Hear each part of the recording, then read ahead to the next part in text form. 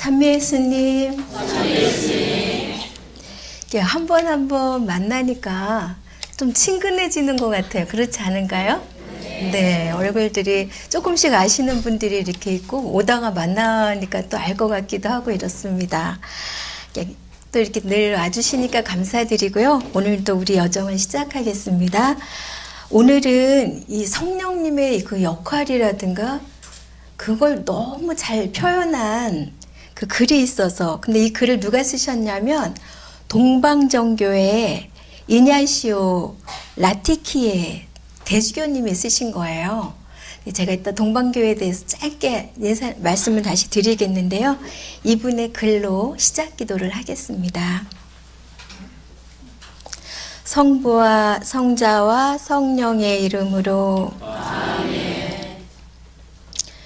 성령이 아니시면 하느님께서 너무 멀리 계시고 그리스도께서는 과거의 인물일 뿐이며 복음은 묵은 글자이고 교회는 수많은 기관 가운데 하나일 뿐이다.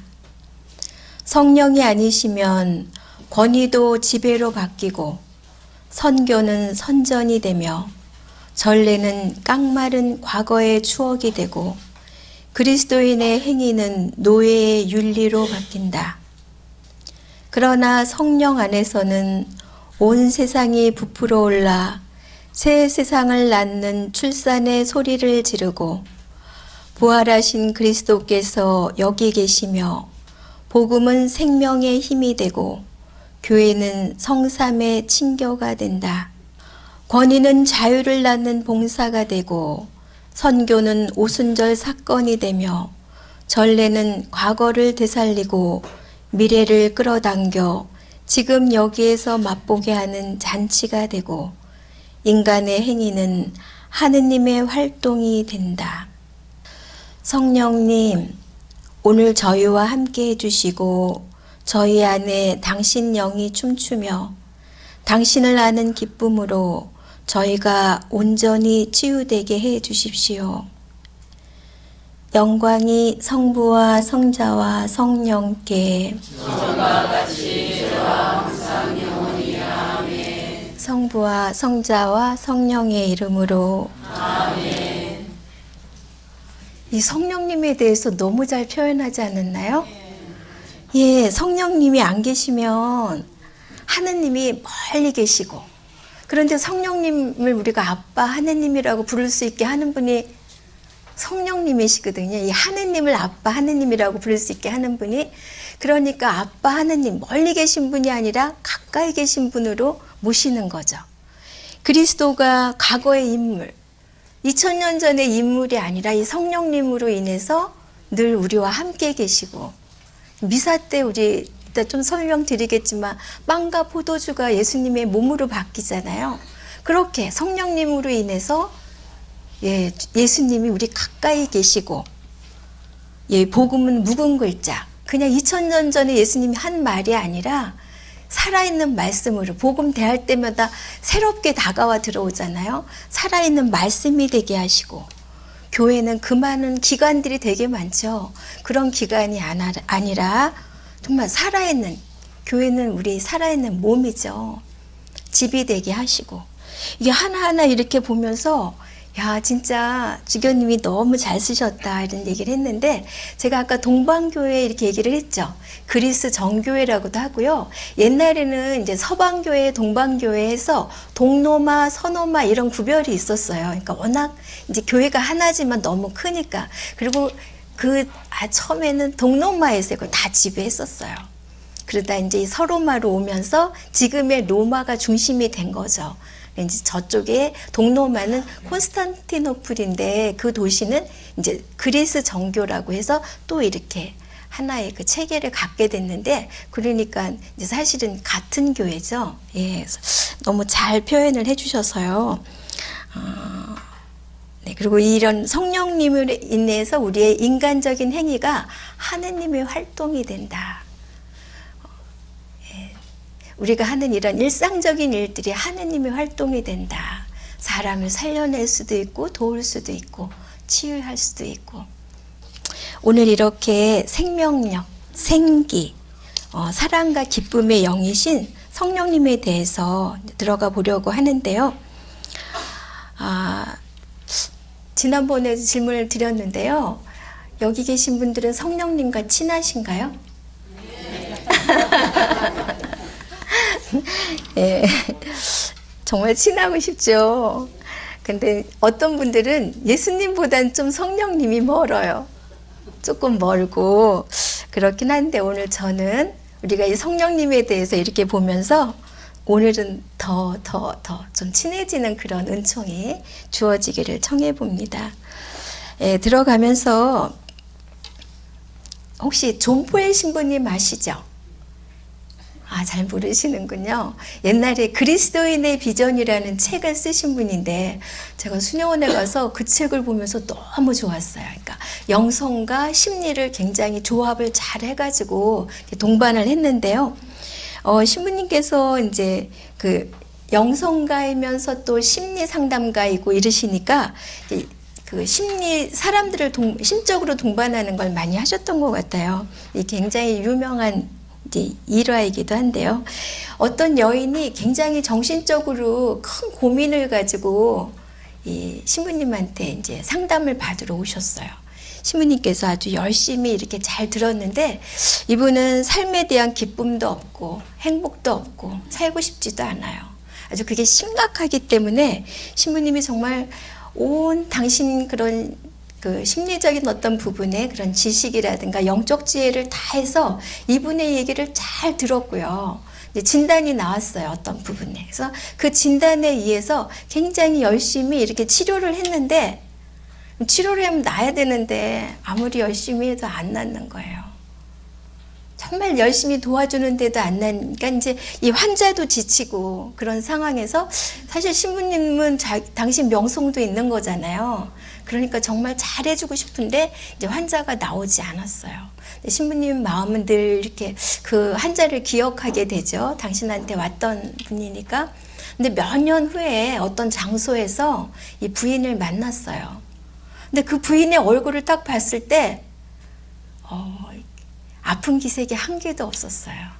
그래서 이제 신부님이 너무 반가워서 가가지고 모습이 너무 편안해 보이신다고, 아무 문제가 없는 분으로 보이신다고, 좋은 의사를 만나셨는가 봅니다. 이렇게 얘기를 했어요. 그러니까 그 부인이 예, 맞습니다. 좋은 의사를 만났습니다. 제가 기도 중에 성령님의 손길이 저를 스치는 걸 느꼈습니다. 그 이후로 저는 전과 다른 사람이 됐습니다. 깨끗이 나았다는 거예요. 사실 이런 고백은 이 부인이 한 것이 아니라 신부님이 하신 거죠. 신부님 안에서 이렇게 성령님 앞에 무릎을 꿇은 거죠. 이 성령님은 정말 전문가들이 할 수 없는 그런 부분을 해결해 낼 수 있죠. 인간이 미치지 못하는 부분들을 해결할 수가 있죠. 이 성령님 만나고 싶으시죠? 이 자리에서 만나면 정말 최고로 좋고요. 혹시 이 자리에서 그런 게 안 난다 하더라도 저는 오늘 성령님의 홍보대사로 왔습니다. 그래서 정말 성모님하고 친해지셔서 성령님이 이런 분이시구나 이렇게 친하게 되셔가지고 이 동반을 받을 수 있다면 참 좋겠다고 생각이 듭니다. 오늘 강의 주제는 아까 표현하셨는데 성령님의 겸손. 네, 성령님께 겸손을 붙였을까 그렇게 생각이 들 텐데요. 오늘 이 성령님에 대해서 이렇게 따라 들어가다 보면 성령님이 정말 겸손하신 분이시구나 이런 체험들을 하시게 될 거고요. 또 좋아지실 것 같아요. 저도 성령님이 너무 좋고요. 네. 이제 어떤 분이 저에게 이렇게 말해요. 성령이 뭐예요? 이렇게 해요. 많이들 질문이 성령이 뭐예요? 여러분 성령이 뭐일까요? 누구일까요? 성령님은 뭐가 아니라 하느님이시죠. 누구시죠? 네. 이렇게 많은 이들이 성령님이 하느님이라는 걸 왜 성호를 이렇게 그면서도 성령님이 하느님이라는 생각을 잘 못해요. 성령님하고 교감을 나누면서 친해야 된다는 생각을 잘 못해요. 어떤 도구인 줄 알아요. 예, 성령님은 이제 성령님의 일단 여기서 얼른 보면 하느님 자리에도 안 계신 것 같은데 분명히 하느님이시고요. 성령님은 이제 어디에 그럼 머무시는가 일단 좀 이렇게 보면 일단 하느님의 영이시잖아요. 예, 하느님의 영으로서 온 세상을 주관하시죠. 막 나타나고 막 이렇게 그러시지 않지만 뒤에서 많은 것들을 이렇게 동반하고 계시죠. 또 한 군데 우리 영혼 안에 있습니다. 우리 안에서 의식적인 부분에도 또 무의식적인 부분에서도 그분들이 우리를 동반을 하고 계세요. 성령님께서.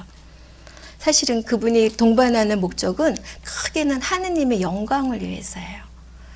인간이 세상에 왜 태어났느냐 혹시 옛날 그 조목 아시나요? 네, 노인문답이기도 하지만 원래 그게 교리문답이었어요. 300몇 조 되는. 첫 번째 질문이에요. 인간이 세상에 왜 태어났느냐? 하느님을 알고, 네, 영원한 생명을 얻기 위해서 태어났느냐. 하느님께 영광을 드리는 존재가 우리예요. 근데 이거에 대해서 어떤 분이 굉장히 기분 나빠요. 아니 왜 내가 하느님의 영광을 위해서 태어났어. 이렇게 저한테 어떤 분이 표현을 하시는 걸 들었어요. 그도 그럴 수 있겠네. 누구를 위해서 태어났다는 게 기분이 나쁘다는 거예요. 근데 잘 생각해 보세요. 내가 태어난 것이 내 집안을 위해서, 내 집안의 영광을 위해서 태어났어. 기쁘세요? 안 기쁘세요? 기쁘죠. 근데 이 정도가 아니고요. 이 나라를 위해서 태어났어. 이러면요. 이것도 더 기쁘죠. 이 모든 걸 주관하는 가장 최고가 뭔지 아는 분을 위해서 태어났어. 이건 어때요?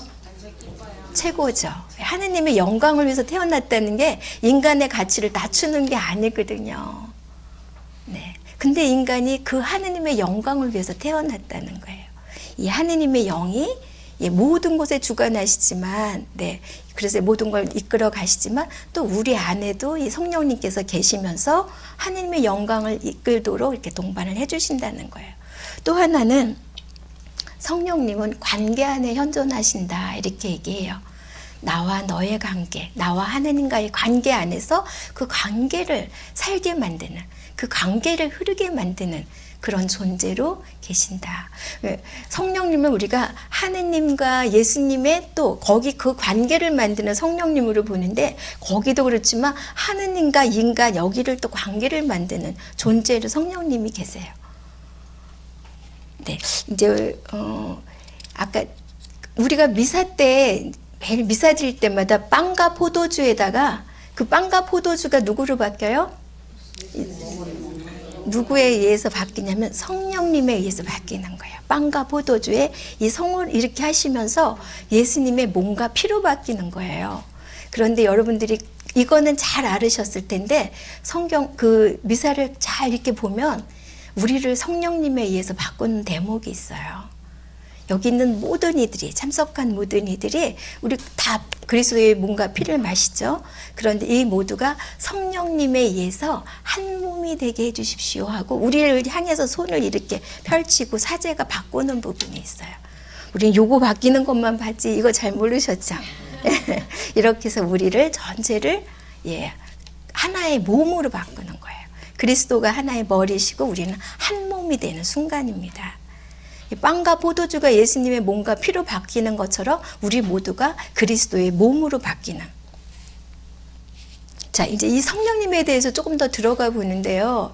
이 성령님이 우리가 모두 다 알고 있어요. 하느님은 한 분이시라고. 뭐 하느님 한 분 계시면 간단한데 그냥 하느님 한 분이라고 하면 돼. 예수님 또 성령님 근데 이 세 분이 또 한 분이래요. 이런 거 되게 어렵잖아요. 그런데 이거를 아마도 종교를 교회가 만들었거나 누군가 만들었으면 이렇게 이해하기 어렵고 설명하기 어려우면 빼버릴 거예요. 강사들도 어떤 땐 그래요. 너무 설명하기 어려우면 안 해요.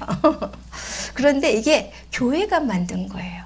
그러니까 이게 그 당시에 이해도 안 가면서도 그대로 받아들일 수밖에 없었어요.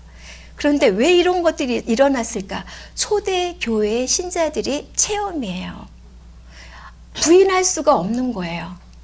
그냥 너무 설명하기 어려운데 성부, 성자, 성령. 그런데 이분이 모두 다 한 하느님. 이름을 따로 부르는 게 아니에요.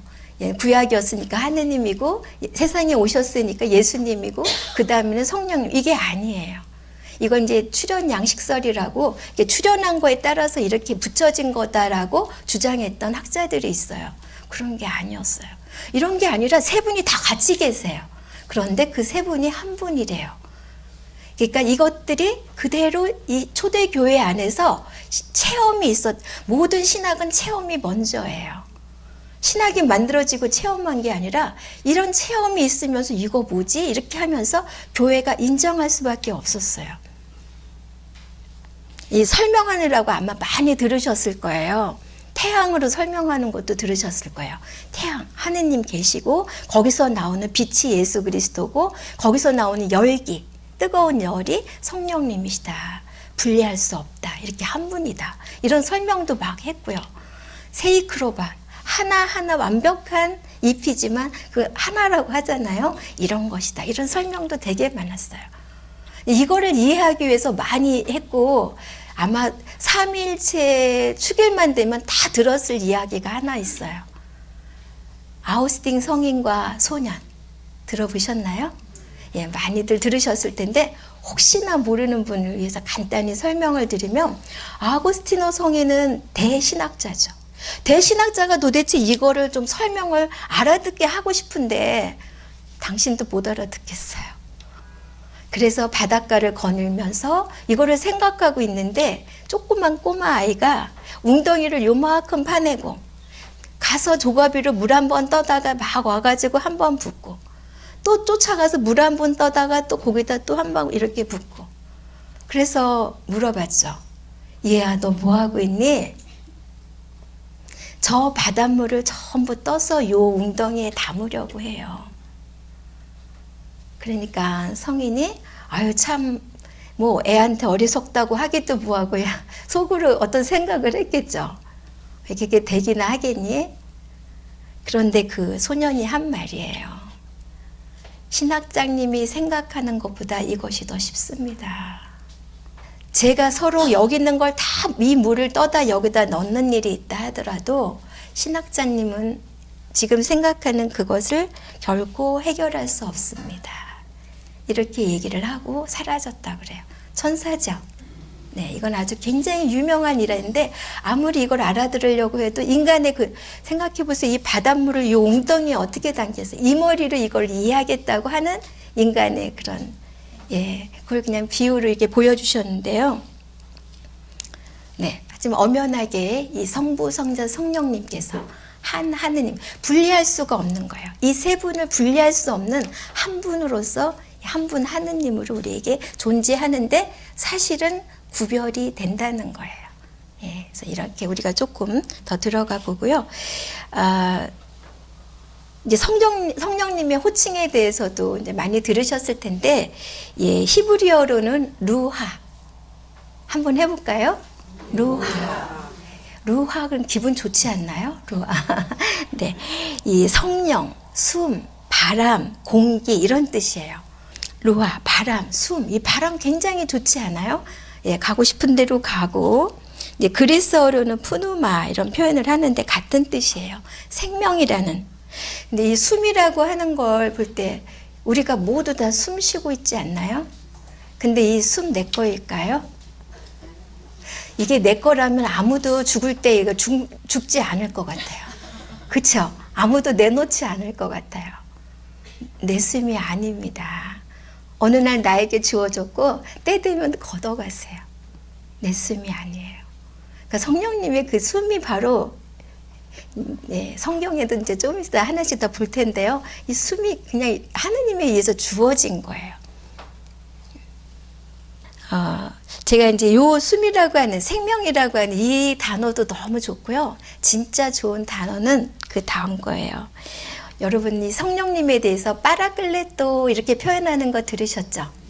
성경에 있잖아요. 파라클레토. 근데 이게 그리스어인데요. 파라클레토라고도 하고 파라클레스라고도 표현을 하는데 이 파라라는 말이 그리스어에 파라 이런 말이 뭐냐면 나란히 이런 말이에요. 나란히. 클레토스는 불리는 자. 다시 말하면 나란히 이 표현을 보면 옆에서 돕는 분이란 표현을 해요. 나란히 내 옆에 서서 나를 돕는 분이에요.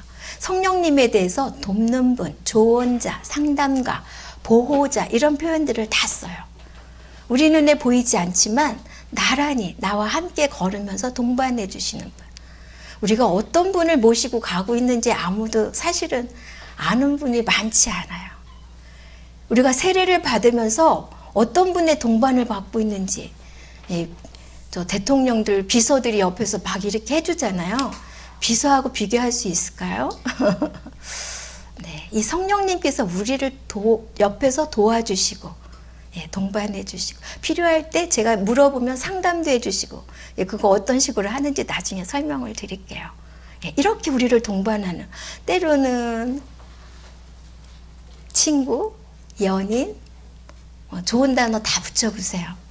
그렇게 옆에서 우리를 동반하시는 분이에요. 너무 매력 있는 그런 분이신데요.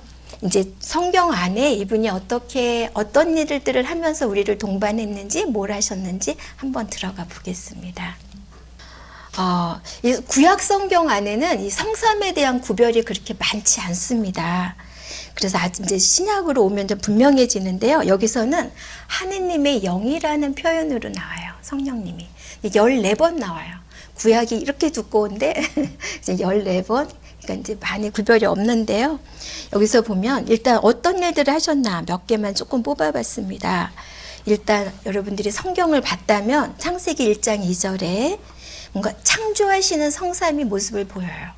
창조할 때 우리는 하느님만 딱 생각을 하셨겠지만 땅은 아직 꼴을 갖추지 못하고 비어 있었는데 어둠이 시면을 덮고 하느님의 영이 그 위를 감돌고 있었다. 이렇게 얘기를 해요. 그리고 이제 하느님께서 빛이 생겨라. 이 말씀은 누구죠? 예수님이에요. 아시는 대로 이렇게 성삼위가 사실은 창조를 같이 하셨어요. 그리고 이제 하느님께서 인간을 흙에서 사람으로 이렇게 빚으시고 그 다음에 그 코에 생명의 숨을 불어 넣으시니 이 흙덩이가 사람이 되었다. 이렇게 얘기를 해요. 이 숨을 불어 넣어 주셨다. 그 성령님께서 우리 안에 오신 거죠. 그리고 이제 이 성령님은 사람의 마음을 움직이는 역할들을 하시는데 저는 성경에서 되게 재밌는 대목들이 여러 군데 있는데요. 이 대목 되게 재밌었어요. 그 민수기에 나오는 대목인데요.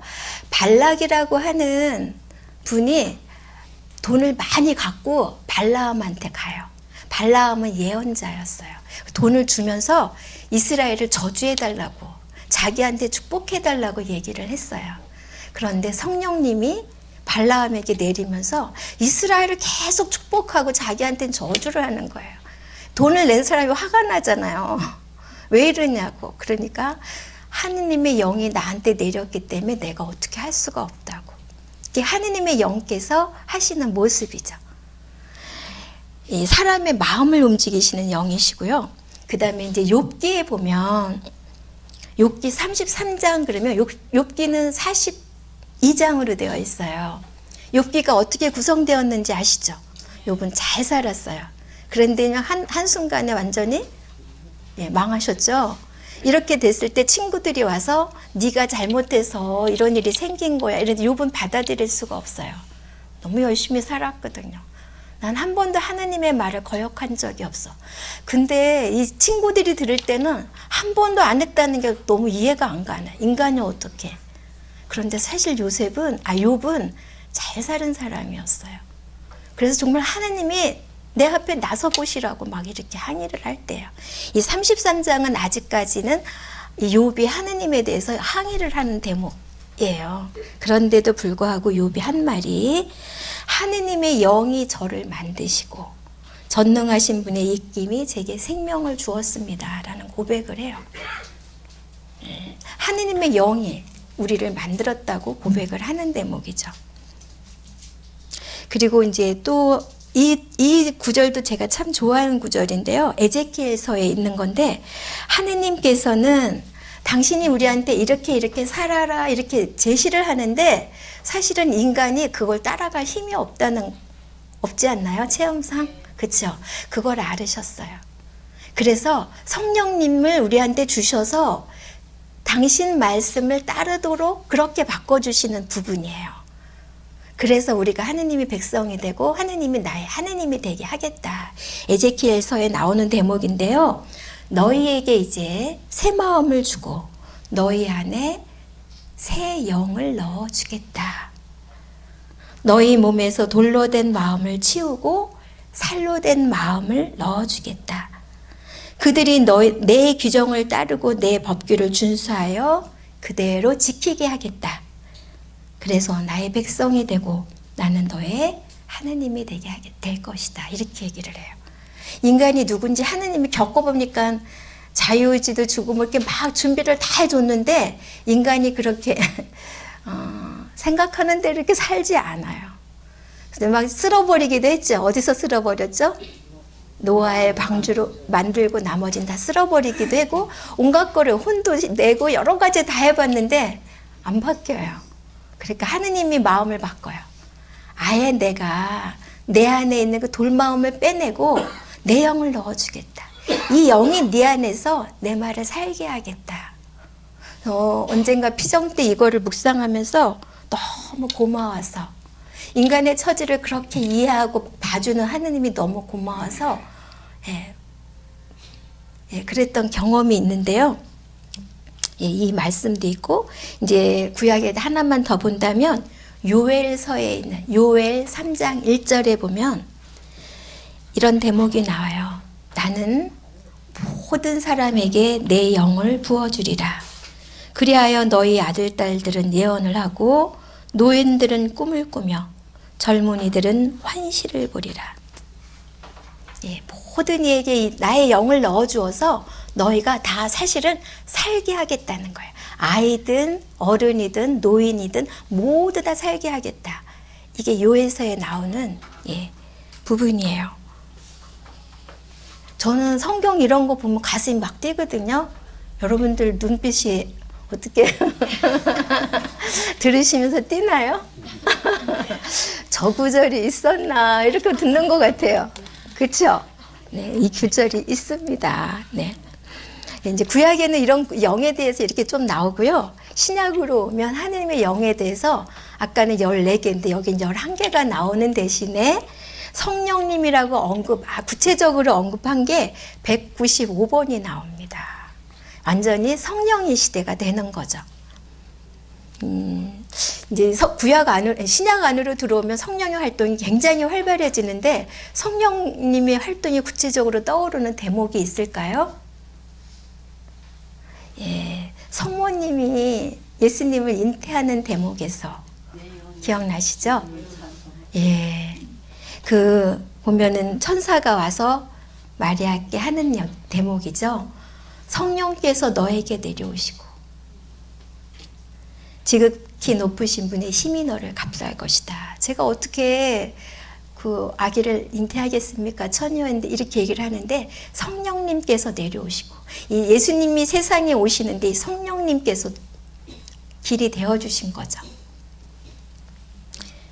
그리고 이제 이 예수님이 태어난 그 주변을 보면 성령의 역사가 굉장히 활발하게 일어나는데요. 성모님께서 엘리사벳을 방문하시죠. 엘리사벳 방문했을 때 그 아기가 먼저 뛰놀았죠. 근데 그 엘리사벳의 창가가 바로 그 앞에 보면 성령에 가득 차 이렇게 얘기를 해요. 성령님이 이걸 알아채게 해준 거예요. 예수님의 그 어머니가 오셨다는 걸 알아채게 해서 아주 우리가 늘 하는 부분인데 그 창가가 바로 사실은 성모성에 있는 부분이에요. 태중의 아기 예수님 또한 복되시도다. 모든 여인 중에 이 창가가 울려 퍼지게 한 거예요. 여기서만 아니라 스가랴 창가에서도 마찬가지예요. 세례자 요한이 났을 때 스가랴가 성령에 가득 차서 주 이스라엘의 하느님은 찬미 받으소서 하면서 그 창가가 울려 퍼져요. 이 신약에는 완전히 성령의 역사가 펼쳐지고 있다고 보면 돼요. 여기 부분을 이 정도로 보고요. 예수님께서 이제 세례를 받으시는 장면은 구체적으로 드러나시죠. 예, 예수님이 세례를 받으실 때 하늘에서 무슨 소리가 나요? 예, 이는 내가 사랑하는 아들. 예, 하느님의 목소리가 들리고 뭐가 내려왔다 그랬어요? 비둘기 형상으로. 예, 그래서 성삼위가 아주 분명하게 드러난 대목이기도 한데요. 예, 성령님께서 아예 내려오세요. 거기서 끝나는 게 아니고 지난주에 우리가 봤는데 예수님을 광야로 모른 분이 누구예요? 성령님이에요. 예수님이 이제 선교를 하기에 앞서서 광야로 나가게 성령님이 인도를 해요. 광야에 나가서 예수님이 준비한 거 뭔지 지난주 잘 얘기했죠. 3가지 유혹을 맞닥뜨리게 하면서 준비시킨 거예요. 이런 세상에 분명히 있을 여러 가지 현실적이 되고 멋있어지고 힘을 가지라고 하는 이런 욕구 앞에서 오직 하느님 말씀으로, 하느님 뜻으로, 하느님만으로 이 모든 것을 대적하게 준비를 시켜준 거예요. 광야로 모르셔서. 그래서 광야에서 그것을 끝내신 다음에 이제 처음으로 이제 그 선교를 갔을 때도 갈릴레아로 나가셔가지고 나자렛으로 갈 때도 이제 성경을 잘 보면 아마 굉장히 많이 발견할 거예요. 갈릴레아에서 예수님께서 성령의 힘을 지니고 갈릴레아로 가시오. 이렇게 나와요. 그러니까 계속 큰 사건마다 다 성령님께서 동반을 하고 계세요. 그렇게 들어가서 처음 읽은 그 회당에서 읽은 성경에 보면 주님의 영이 내 위에 내리셨다. 주님의 영, 성령님이죠. 내 위에 내리셔서 가난한 이들이 기쁜 소식을 듣고 잡혀간 이들이 해방을 선포하고 억압받는 이들이 해방되고 주님의 은혜로운 해를 선포하게 하셨다. 이거 신년 선포예요. 신년 뭔지 아시죠? 예, 이스라엘에서는 50년마다 신년, 우리는 지금 우리 그 카톨릭은 25년마다 선포를 합니다.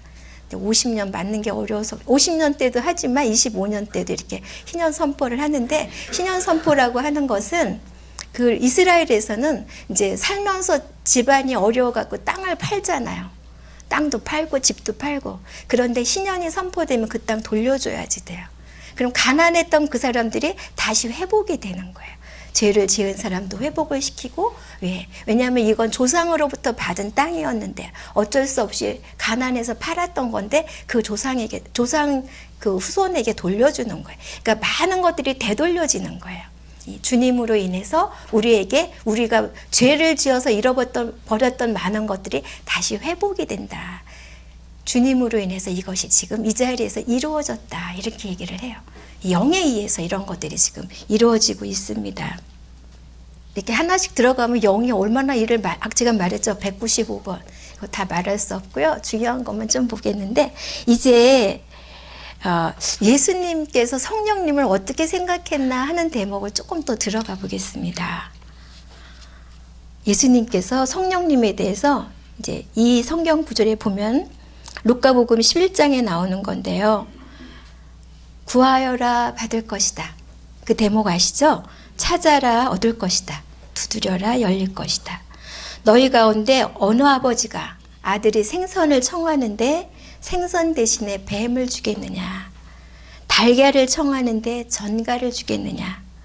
너희가 악해도 자녀들에게 좋은 것을 줄 줄 알거든 하늘에 계신 아버지께서야 당신께 청하는 이들에게 성령을 주시지 않겠느냐, 이렇게 얘기해요. 더 좋은 것, 성령을 주시지 않게. 그러니까 예수님이 생각하는 성령님은 가장 좋은 거예요. 가장 좋은 거를 아버지께서 너희가 청한다면 주시지 않겠느냐, 이러는 거예요. 저는 좀 생뚱했어요. 갑자기 생선, 뱀, 달걀, 전갈 이러다가 성령을 주시지 않겠느냐. 그런데 보니까 그 말 그대로 예수님께 성령은 최고의 선물인 거예요. 또 어떤 대목이 있냐면, 이제 루카복음 16장 7절에 나오는 대목인데요. 내가 떠나는 것이 너희에게 이롭다. 내가 떠나지 않으면 보호자께서 너희에게 오시지 않는다. 이런 표현을 해요. 기억나시죠? 예. 내가 너희랑 있는 것보다 성령님이 오시는 게 너희에게 훨씬 이로와, 이런 얘기예요. 살아계신 예수님이 계시면 예수님을 만나러 거기 가셔야 되죠. 그쵸? 예수님이 계시면서 어려운 문제를 얘기를 하면 예수님이 들려주시고 이렇게 사는 거야. 위로도 받고 이렇게 하지만 여기 있는 분들이 그분하고 한꺼번에 얘기할 수 없죠. 이해 가시나요? 예, 살아있는 존재는 그래요. 예수님이 아무리 능력이 물론 여러 가지 한꺼번에 다 만날 수도 있지만 한 사람 한 사람 개별적으로 다 동반이 어렵잖아요. 살아계신 내가 떠나는 게 더 이롭다 너희에게. 영은 그런데 그럴 수 있어요. 성령님은 여기 있는 분들이 이 자리에 있는데 몽땅 한꺼번에 한 분 한 분 만날 수 있어요. 내가 청하는 걸 다 들어줄 수 있어요. 내 옆에 여기 있는 형제님 자매님 옆에 다 계실 수 있는 분이에요.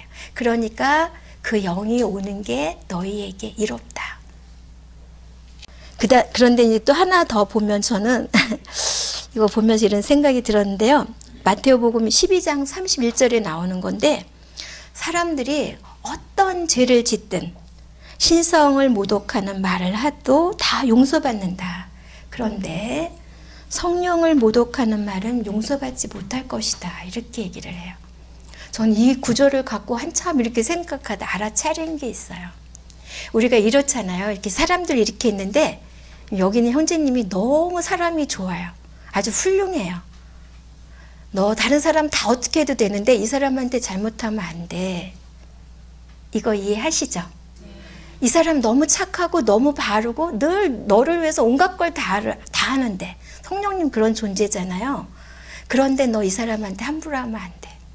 다 해도 되는데 이 사람 안 돼. 그럴 때 있죠. 예, 바로 그렇게 얘기를 하는 것 같아요. 다 용서받을 수 있는데 이분한테 하는 건 안 돼. 이게 예수님께서 성령님에 대해서 바라보고 있는 부분이죠. 그리고 이 성령님은 기쁨의 영이에요.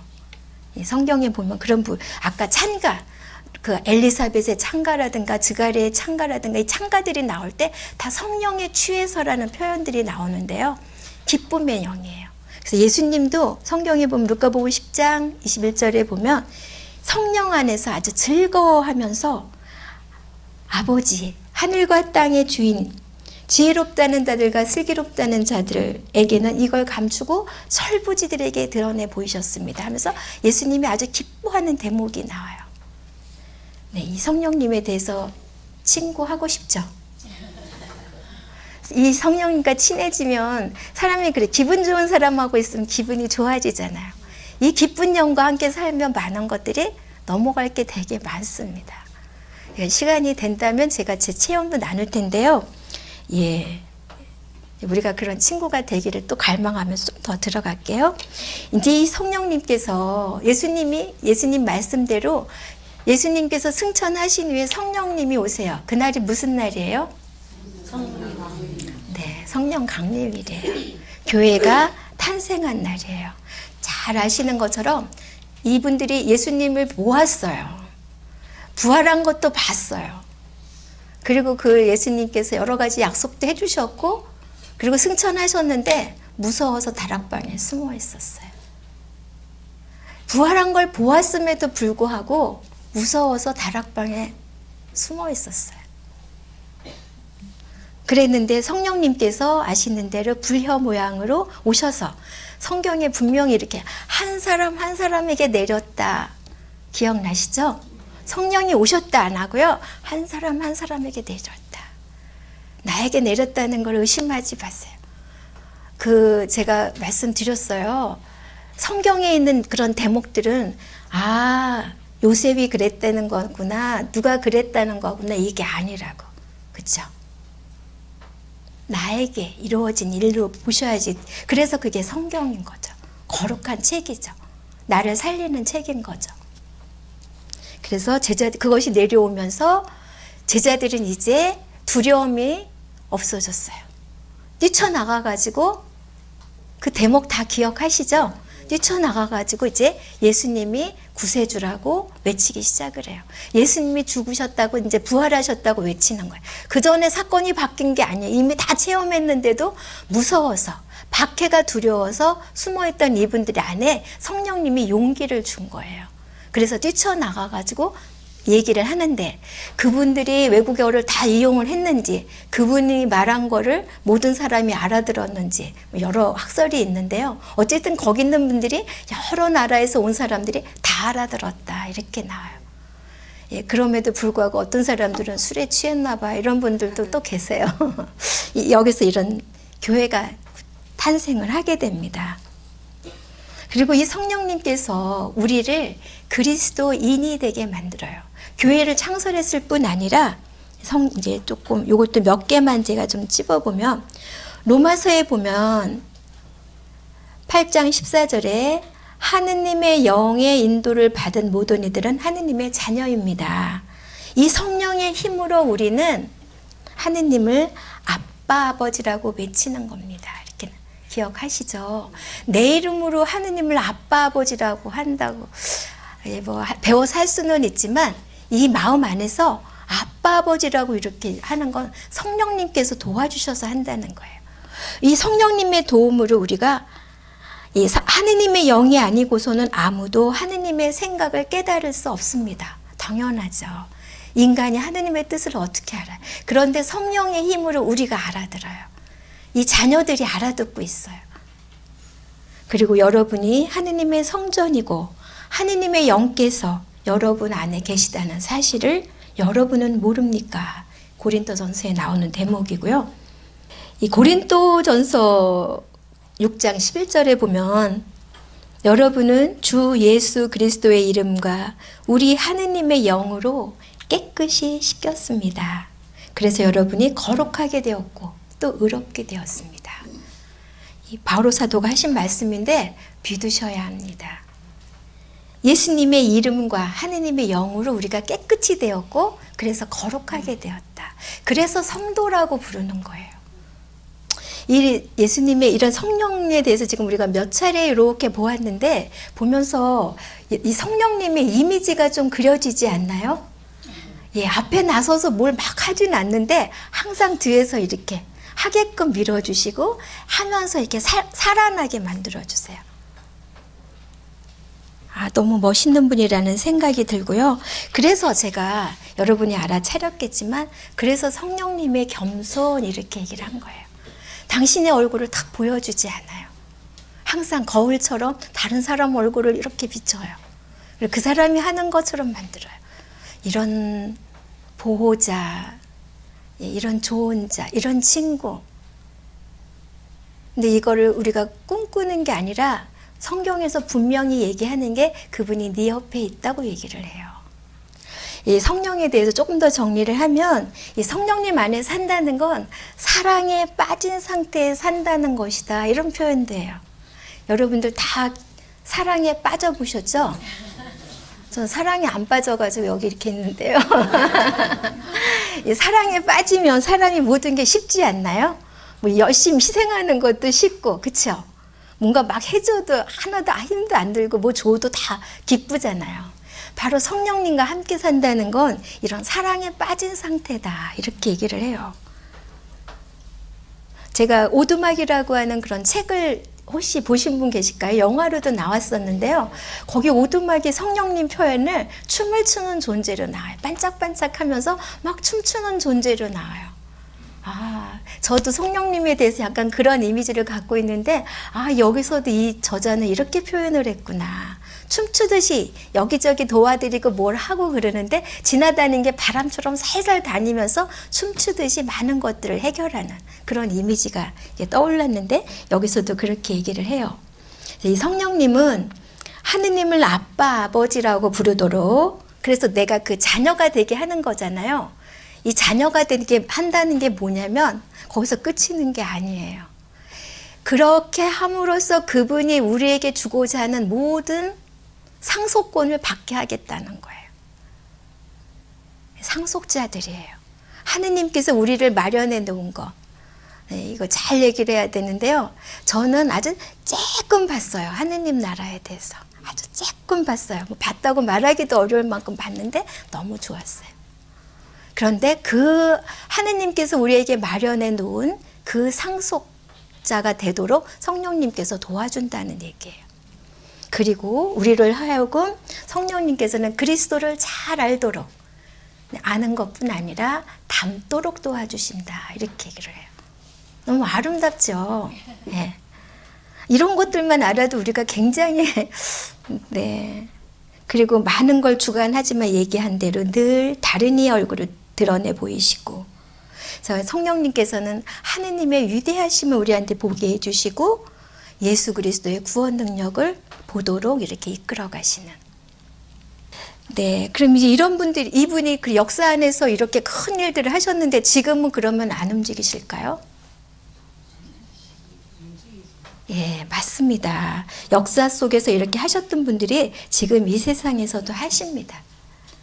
계속 해왔고 2000년 역사가 이렇게 쭉 오면서 교회가 이어온다는 건 계속적으로 아까 얘기했던 성령님에 의해서 이것이 생명력을 가지고 이어오고 있는 거예요. 그러니까 류면 추기경님이라고 아주 유명한 그 추기경님이신데요. 이분이 이런 표현을 했어요. 세상에 기적이 없는 것이 아니라 나눔이 없다. 많은 분들이 체험을 하세요. 저는 제 체험을 나누는 게 부끄럽지 않아요. 그리고 그것이 왜 그런지 조금 더 설명을 드리겠습니다. 제가 이제 지금 그러니까 성경에 있는 대목이 정말 맞다고 생각을 하는데, 어떤 성경 구절에 이런 대목이 있어요. 옛일은 기억도 나지 않으리라, 이런 말이 있어요. 근데 저는 정말 그 일이 뭔지 아무리 생각해도 기억이 안 나는데 뭔가 문제가 있었어요. 그 문제가 있었고 제가 그 문제를 해결해 보려고 했는데 잘 안 됐어요. 그래서 어느 날 새벽 4시에 일어났어요. 물론 그때 수녀였고요. 제가 수녀 방은 아주 간단해요. 침대 하나, 책상 하나, 장 하나 이렇게 딱 있어요. 그래서 제가 책상 앞에 이제 그 성령님을 청하면서 앉았어요. 근데 그때 당시에 그 용서는 신적 사랑이라고 하는 성령 체험 책이 있었어요. 그 수녀님 책을 제가 놓고 성령님께 도움을 청하기 위해서. 근데 그때 저는 성령님이 지금처럼 성령님에 대한 그런 감각이 없었어요. 저한테 그때 성령님은 그저 어쩌면 도구였는지도 모르겠어요.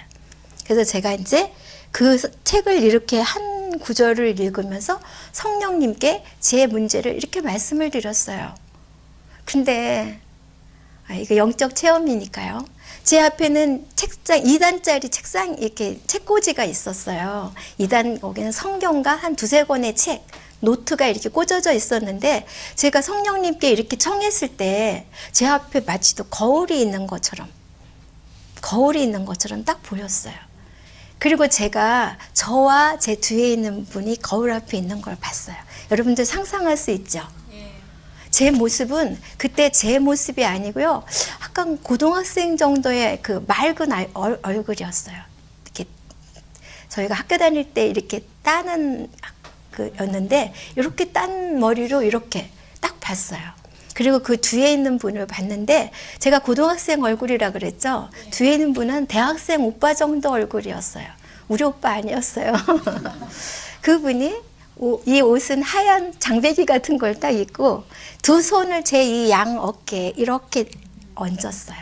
그리고 말은 하지 않았는데 말이 들어왔어요. 여러분들이 영적 체험하면 아시겠지만 소리 하나가 싹 지나간 게 에이 뭘 그걸 갖고 그래 이거였어요. 그냥 그거였어요. 이렇게. 근데 그 얼굴이 여동생이 예쁜 그 오빠 있죠. 오빠가 여동생이 예뻐서 이렇게 보면서 에이 뭘 그걸 갖고 그래 말 안 했는데 소리가 싹 지나갔어요. 그 체험 그게 아주 잠깐이었잖아요. 근데 그것이 성령 체험이라고 제가 느끼는 게 제가 말씀드린 대로 그 문제가 뭔지 기억이 나지 않아요. 완전히 깨끗이 날아갔고요. 이 속에서부터 기쁜데 2주가 갔어요. 이게 기쁜 게 2주가 가요. 그냥 너무 좋아서 어떻게 할 수가 없어요. 그리고 제가 나중에 알아차렸어요. 이 자리가 무슨 자리예요? 성부와 성자와 성령이 이렇게 하잖아요. 저는 진짜 그 체험이 그래서 저는 성령님 부를 때 그냥 부르지 않고 앞에다 조그맣게 오빠 성령님 제가 체험한 분이 오빠였잖아요. 여동생이 너무 예쁜 오빠 성령님이었어요. 기분이 좋아요. 뭐가 있을 때 여러분 근데 이거 들으면서 왜 저 수녀에게만 나타나고 이러시는 거 아니죠? 지난번에 말씀드린 것처럼 우리가 하는 모든 체험은 우리 거예요. 내 것으로 받아들이시면 돼요. 여기 있는 분들에게 오빠이고 여기 있는 분들 형님들이에요. 우리를 위해서 만나러 오신 것 같아요. 정말 저는 아무리 그때 내가 뭐 갖고 그랬지 아무리 생각해도 안 생각이 나요. 깨끗이 있게 만드는 것 같아요. 아까 그 존포의 신부님 아마 그 부인도 뭔가가 회복될 수 없는 뭐가가 있었을 거예요. 근데 기억도 나지 않아요. 아무 생각이 안 나요. 이제 2주 정도 정말 제가 영이 깊었더라면 계속 왔을 텐데 진짜 2주 정도 이렇게 어떻게 할 수 없게 속에서 기쁨이 올라오는데요. 그 영이 스쳤다는 걸 제가 알아요. 예, 어쨌든 그 체험이 저한테 준 거는 성령님에 대한 정말 살아있는 성령님에 대한 체험이기도 하고요. 가끔 제가 이렇게 또 뭔가를 약간 제가 약간 속이 좁아요. 그럼 어떤 게 약간 삐치잖아요. 그런데 꼭 그게 들리고 에이 뭘 그걸 갖고 그래 이러는 그 소리. 그러면 내가 갑자기 웃음이 팍 터져요. 또 그분이 분명히 에이 또 뭐 그걸 갖고 그래 그러시겠네 이렇게. 그러면 이게 조금 관대해지는 것 같아요. 예, 여러분들도 이 성령님하고 같이 이렇게 교감을 나누면서 살고 싶으시죠?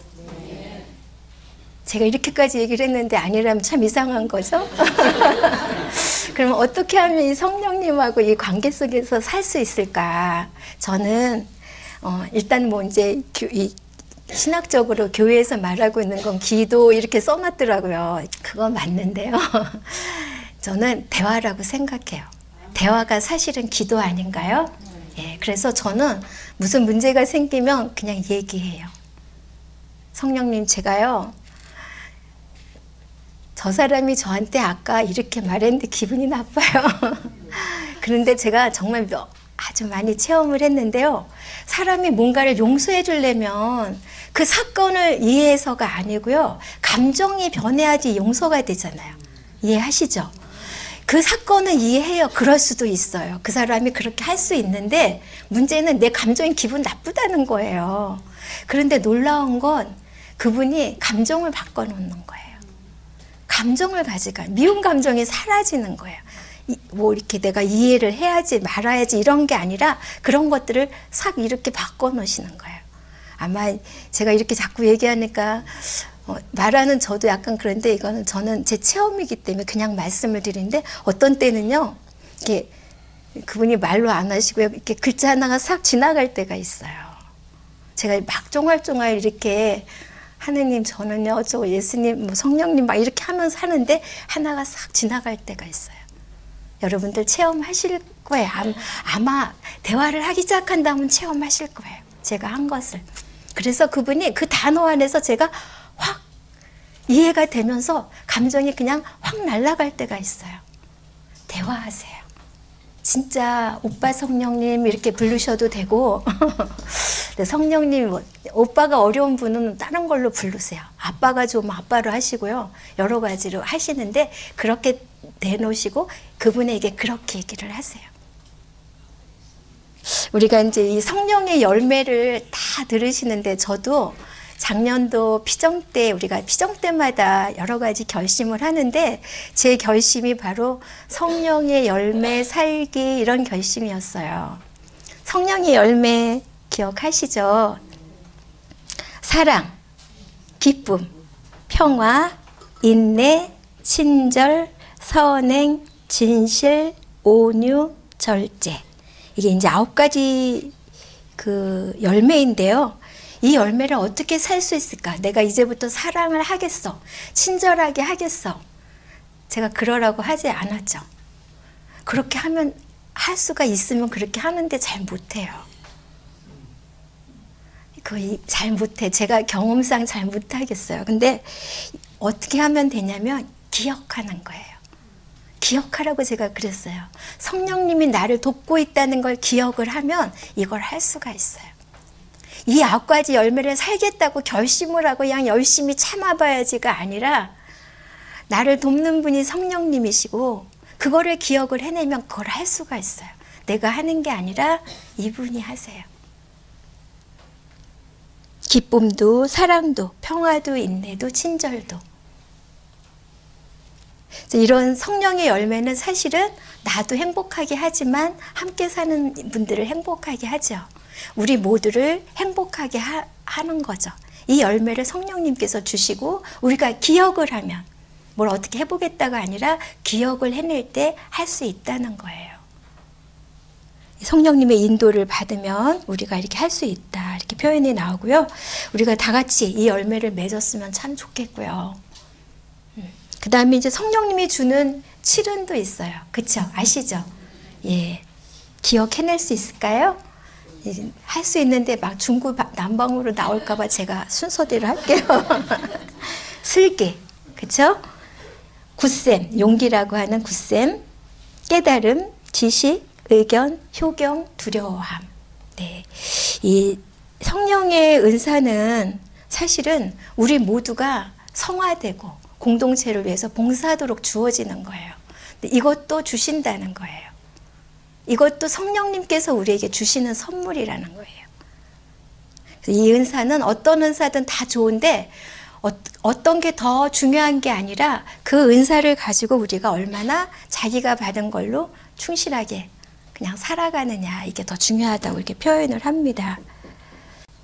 제가 지난주에 이제 여기 왔다가 경산에 아는 분이 있어서 잠깐 갔을 때 그분이 어떤 표현을 하는데 마치 이런 생각을 해서요. 그걸로 마무리를 좀 하면요. 지금 이 시대는 지식의 시대죠. 근데 지식을 배울 필요도 없어요. 뭐가 다 가르쳐줘요? 다 필요한 게 있으면 다 가르쳐주죠. 그러니까 사실 지식이 그렇게 필요한 시대는 아닌데 꼭 필요한 게 있어요. 지식은 안 필요한데. 맞습니다. 지혜가 필요한 시대라는 거예요. 지식은 우리가 다 알아낼 수 있고 뭐든지 다 찾아낼 수 있는데 우리에게 필요한 건 지혜라는 거예요. 근데 지혜는 어떻게 얻어질까요? 오늘 공부 되게 잘하셨어요. 지혜는 성령님이 주시는 거예요. 이 슬기 첫 번째 그 은사가 지혜예요. 이 은사를 성령님께서 주시는 거예요. 그러니까 우리가 살면서 많은 것들을 알 수 있고 지금 너무 많은 지식이 있어서 때로는 어떻게 가야 될지도 모르겠어요. 성령님께 청하세요. 그분이 우리 오빠이고 형님이고 네, 친구이고 예, 우리의 모든 것이 되어주시기 때문에 그분께 청하면서 우리가 갈 수 있다면, 그분이 늘 나와 함께 걷고 있다는 것을 의식만 해도 우리가 행복하게 살 수 있지 않을까, 이런 생각이 듭니다. 그러면 마친 기도로 또 주기도문을 바치겠습니다. 성부와 성자와 성령의 이름으로 아멘.